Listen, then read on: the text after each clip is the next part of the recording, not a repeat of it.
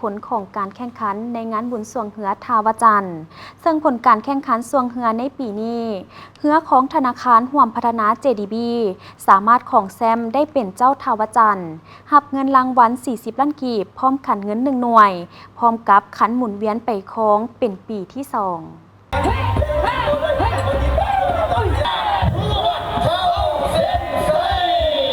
บุญออกพรรษาปวารณาและบุญสวงเหือแมนเป็นงานบุญประเพณีประจำชาติของลาวเฮา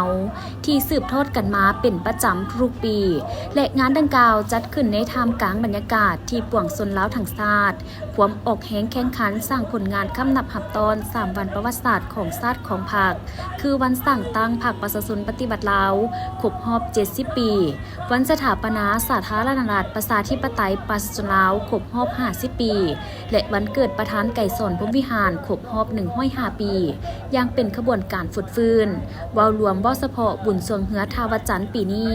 ก็เพื่อคำนับสมเสยผลสำเร็จกองประชุมใหญ่ครั้งที่8ขององค์คณะพรรคนักเมืองจันทร์พร้อมกันนี้ยังเป็นการปกปักรักษาและเสริมขยายหมุนเสื้อวัฒนธรรมฮีตของประเพณีอันดีงามของชาติและเป็นการส่งเสริมสินค้าผลิตภัณฑ์ภายในให้เข้มแข็งทั้งเป็นโอกาสให้ประชาชนได้แลกเปลี่ยนซื้อขายและเต้าโฮมความสามัคคีซึ่งกันและกันบุญสวงเหือทาวจันทร์ปีนี้มีเหือประเพณีหญิง3 ลำเหือประเพณีสาย5 ลำและเหือสูตรสาย4 ลำรวมทั้งหมด12 ลำการแข่งขันสวงเหือหลังมือบุญออกพรรษาของทุกๆปีนั้นแม้นเป็นกีฬาทางหน้าน้ำประเภทหนึ่งจัดขึ้นเพื่อเป็นการสร้างโอกาสให้ประชาชนได้มาพบปะเพื่อเป็นมิตรสหายญาติพี่น้องที่มาจากทั่วสารทิศและนอกจากนั้นยังเป็นโอกาสให้ประชาชนได้เต้าโฮมความสามัคคีซึ่งกันและกันส่วนในสมัยก่อนยังเป็นการสร้างสายพัวพันธุ์อันดีระหว่างผู้ปกครองกับราษฎรโดยการเอาเหือมาส่วงแข่งขันระหว่างผู้ปกครองกับราษฎรนั่นเองเพื่อให้เกิดความเข้าอกเข้าใจและมีความสมานสามัคคีระหว่างราษฎรกับกษัตริย์ระหว่างประชาชนกับรัฐหรือประชาชนกับประชาชนด้วยกันและเป็นโอกาสที่ดีที่หนุ่มสาวจะได้พบปะสังสรรค์ได้เห็นสีไม้ลายมือของนักกีฬาสีพาย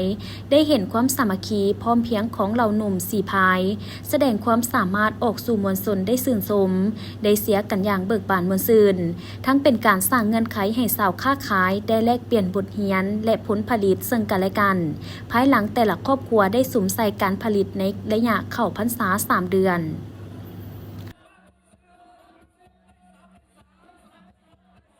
สำหรับพิธีมอบรางวัลการแข่งขันสวงเหือประเพณีในงานบุญออกพรรษาปวารณาประจำปี 2025 ที่ท่าวัดจันทร์เมืองจันทบุรีนครเมืองจันทร์ได้มีขึ้นภายหลังการแข่งขันได้สำเร็จลง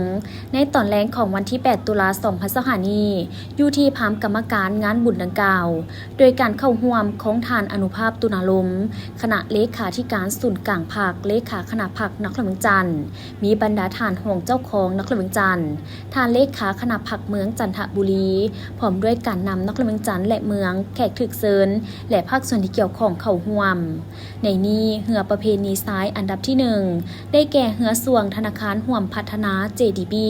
ได้รับรางวัลเงินสด40 ล้านกีบและขันเงิน1 หน่วยพร้อมขันหมุนเวียนไปคล้องเป็นปีที่2อันดับที่2เหือสวงพันธมิตรกรุ๊ปแข่งสยบุรีได้รับเงินสด30 ล้านกีบพร้อมขันเงิน1 หน่วยอันดับที่3เหือสวงบริษัทอิซูซุบริการจำกัดจำป่าเหือสวงบ้านแสนดินเมืองนาเซทองนครเมืองจันทร์หับเงินสด25 ล้านกีบพร้อมขันเงิน1 หน่วยอันดับที่4เหือสวงวินลาทิดีกลุ่มบริษัทไซดาราแขวงหลวงพระบางได้หับเงิน20 ล้านกีบอันดับที่5เหือสวงอีหงเมญา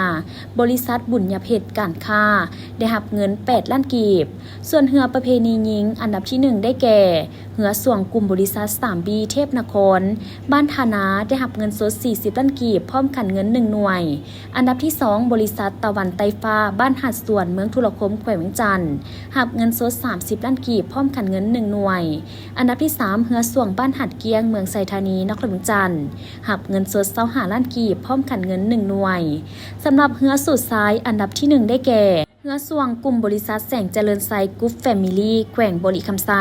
ได้หับเงินสด40 ล้านกีบพร้อมขันเงิน1 หน่วย อันดับที่ 2 เฮือส่วงบริษัทพันธมิตรกรุ๊ปแขวงบุรีคำไซได้รับเงินสด30 ล้านกีบพร้อมขันเงิน1หน่วย อันดับที่ 3 เฮือส่วงธนาคารห่วมพัฒนา JDB ได้รับเงินสด25 ล้านกีบพร้อมขันเงิน1หน่วย อันดับที่ 4 เฮือส่วงเพชรมีไซตะวันไต้ฟ้าบ้านโคกทรายเมืองหาดไซฟองนครเมืองจันทน์รับเงินสด20 ล้านกีบส่วนรางวัลเฮือไฟงามชนะเลิศได้แก่